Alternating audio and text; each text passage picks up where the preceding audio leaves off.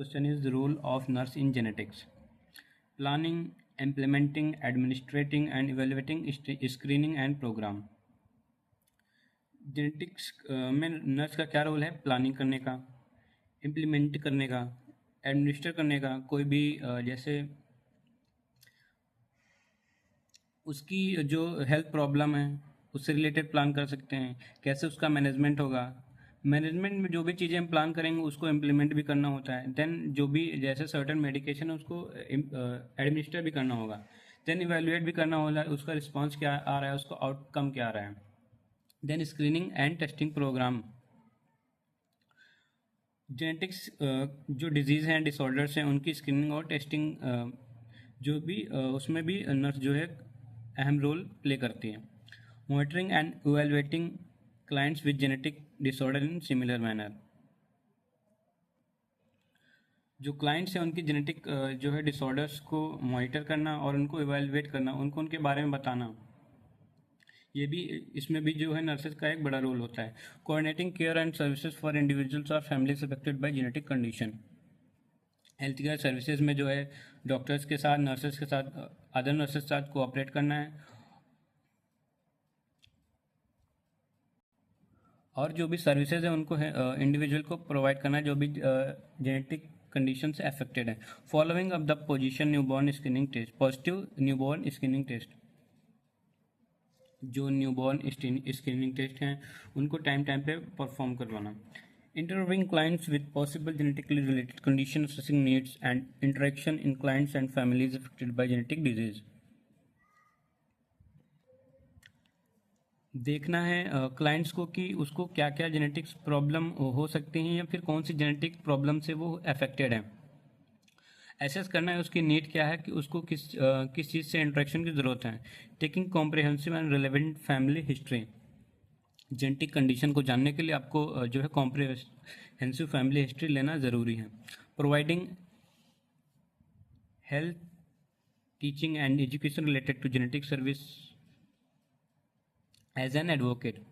मतलब कि आपको जो पेशेंट है या फिर क्लाइंट है उसको जो है जेनेटिक कंडीशन के बारे में प्रॉपर हेल्थ एजुकेशन देनी है, कि जैसे कोई भी डिजीज है उसको तो वो कैसे हो रही है, उसका कारण क्या है, उसके सिम्टम्स क्या क्या हैं और उसको कैसे डायग्नोस किया जा सकता है, etcetera. Explaining the purpose, meaning and implication of genetics test and result. Clients को आपको एक्सप्लेन करना है कि जो भी जेनेटिक टेस्ट होंगे वो कैसे परफॉर्म होंगे, उनका पर्पस क्या है और उनका आगे आपकी डिजीज़ पे जो है इम्प्लीकेशन कैसे होगा। Recognising the possibility of genetic component in a disorder और taking appropriate referral action. Recognise करना है कि जो क्या क्या पॉसिबल कंपोनेंट्स हो सकते हैं जो कि डिसऑर्डर में इंक्लूड हैं और आपको एक अप्रोप्रिएट रेफरल एक्शन लेना है उसमें। Next question is prenatal testing and diagnosis. Prenatal genetic testing generally refers to tests that are done during pregnancy are either screen for our diagnosis of birth defect। Prenatal genetic testing क्या है, जो कि generally जो है during pregnancy किए जाते हैं birth defect को डायग्नोस करने के लिए। To enable timely medical and surgical treatment of a condition before or after birth.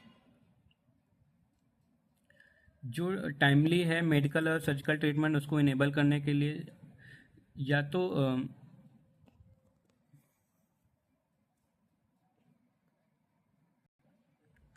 Prenatal genetic testing क्या है, ये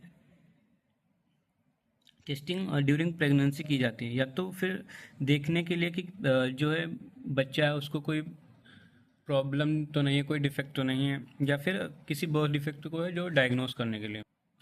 to enable timely medical and surgical treatment of a condition before or after birth.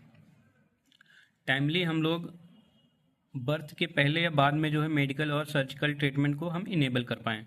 To give parents the chance to abort a foetus with diagnosed condition. Genetic testing और diagnosis में क्या होता है कि जैसे किसी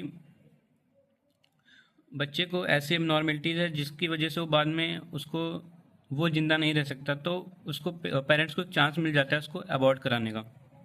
प्रीनेटल टेस्टिंग एंड डायग्नोसिस हम लोग कब कब कराते हैं? Family history of inherited condition, mental retardation और बर्थ डिफेक्ट्स,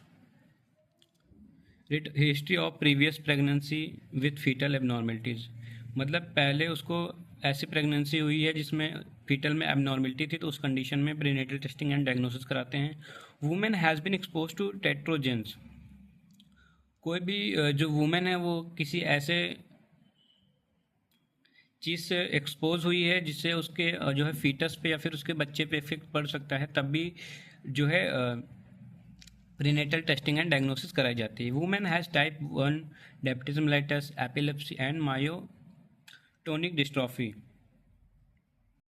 अगर किसी जो प्रेग्नेंट वुमेन उसको टाइप 1 का डायबिटीज मेलाइटस हो या ड्यूरिंग प्रेगनेंसी उसको एपिलेप्सी हो, तो उस कंडीशन में भी प्रीनेटल टेस्टिंग एंड डायग्नोसिस कराई जाती हैं।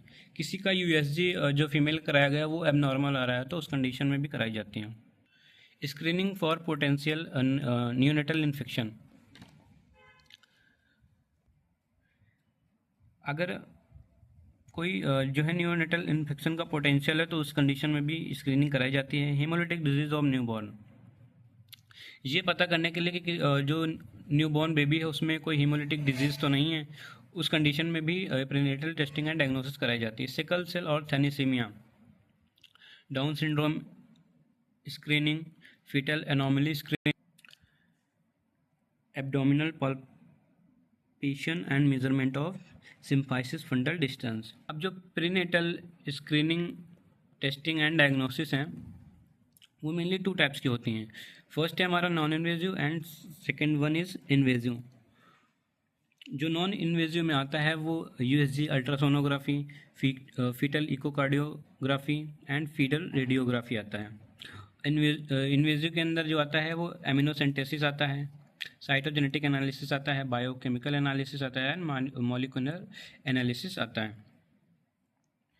Chronic villus sampling, foetal blood sampling, maternal blood sampling, foetal tissue sampling and foetoscopy आता है। कोरियोनिक विलस सैम्पलिंग में क्या करते हैं हम लोग, जो कोरियोनिक मेम्ब्रेन होती है उसकी सैम्पलिंग करते हैं। फीटल ब्लड सैम्पलिंग में फीटस का जो है ब्लड सैंपल लिया जाता है। मैटरनल ब्लड सैम्पलिंग में जो है मदर का ब्लड सैंपल लिया जाता है। फीटल टिश्यू सैम्पलिंग में जो फीटस का है वो टिश्यू लिया जाता है टेस्टिंग के लिए।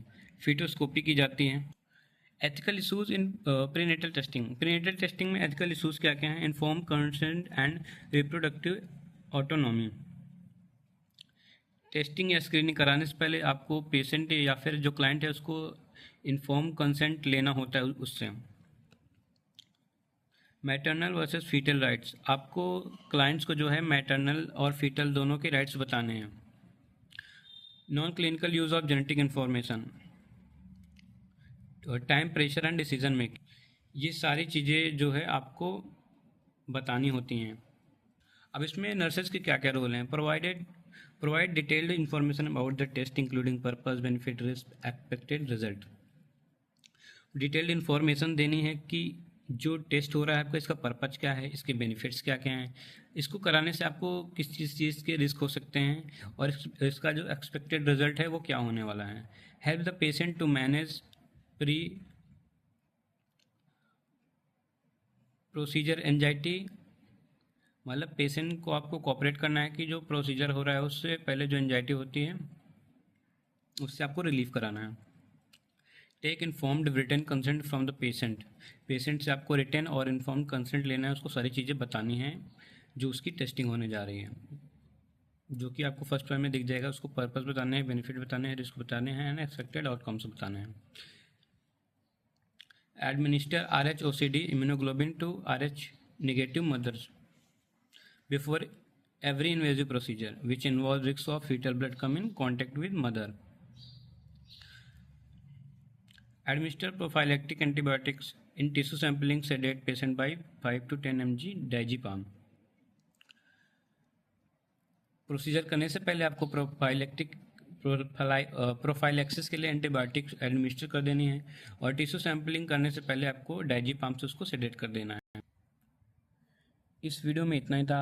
अगर वीडियो आपको अच्छी लगी हो तो वीडियो को लाइक कर देना, चैनल पर पहली बार आए तो सब्सक्राइब कर देना। ऐसी वीडियो आपको इस चैनल पर मिलती रहेंगी।